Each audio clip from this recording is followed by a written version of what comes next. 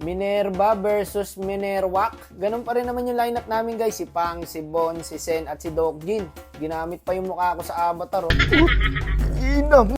Oh shit! So ito mga kalaban namin boss, Minerva Esports. Pro player yan guys, si Bon yung nasa gitna. 12 years old lang yan. Putik ako, nung 12 years old ako, laro ko Pogs. Ito, pro player na. So naban yung Cupra natin. So ang request nila, Hanso. Kaya ito, sige. Ganso pala si Wakno. Ala, tumbok si Bon, par. Lason sa amin to, par.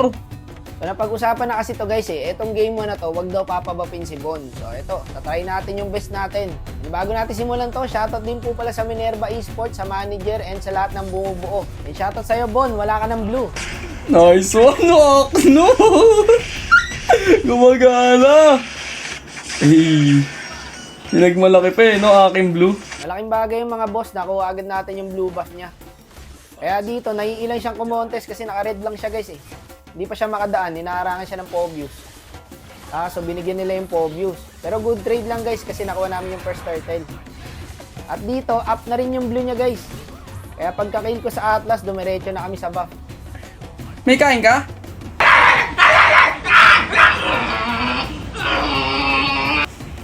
Guys, ayun na lang. Di ko rin malalasit. Kainin mo na lang.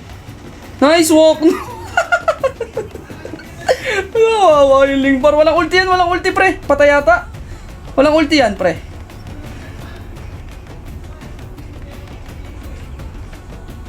Sorry, pre. Kala ko killable sa inyo. Okay, so good trade ulit yung guys kasi wala ng blue, namatay pa. Eto, dito na, binabantayan na nila ako, gagi.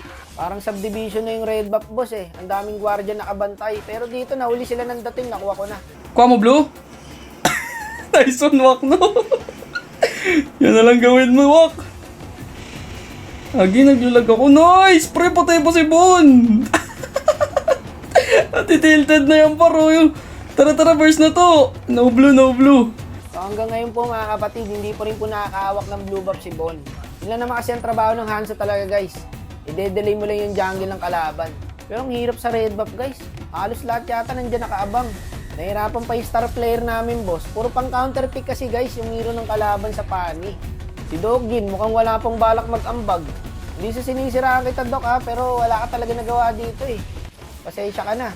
Habang tumatagal nahihirapan kami. Ang ganda ng early namin Hindi na nakakabuff si Bon guys Tapos namamatay pa.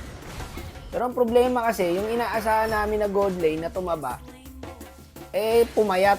Imbis na tumaba, pumayat Sisisihin ko na lang si Dokjin dito, no? Ginawa niyang avatar yung mukha ko Makabawi-bawi man lang. Ang hirap na nito guys, legit lang. Ito kukunin ko na yung red kasi kukunin na nila to Pagkuha ko, nasitan kami ng Atlas. Ang ganda ng set ng Atlas doon, brad. Wala kaming galawan. Game 1 talaga guys, ang ginagawa namin exhibition game lang. Kumbaga, wala pa to, pampainit lang. Sa game 2, hindi na namin pagbibigyan tong mga Minerva na to. Wala, hirap na rin si Pangs Boy. Naawa na nga ako dyan kay Pangs Pre. Parang ayaw na siya paggalawin ng kalaban Ayun sana, ang ganda ng plano namin. Babawasan ko yung Brody, tapos papalo up ni Pangs, tapos bubati siya ng Atlas. Okay, bigyan na natin yung game 1. Kanila na to, para makaisa naman sila. Tignan nyo, sabi ni Bon, for content lang yan, di pa naman tayo seryoso, di ba? Ang game 1 talaga guys, binibigay talaga namin yan. Para magalit na agad sila kasi isipin nila, gagi, dinidisrespect tayo, Rom Hanzo. Para pag game 2, galit na, kumbaga makakasabay na sila sa amin.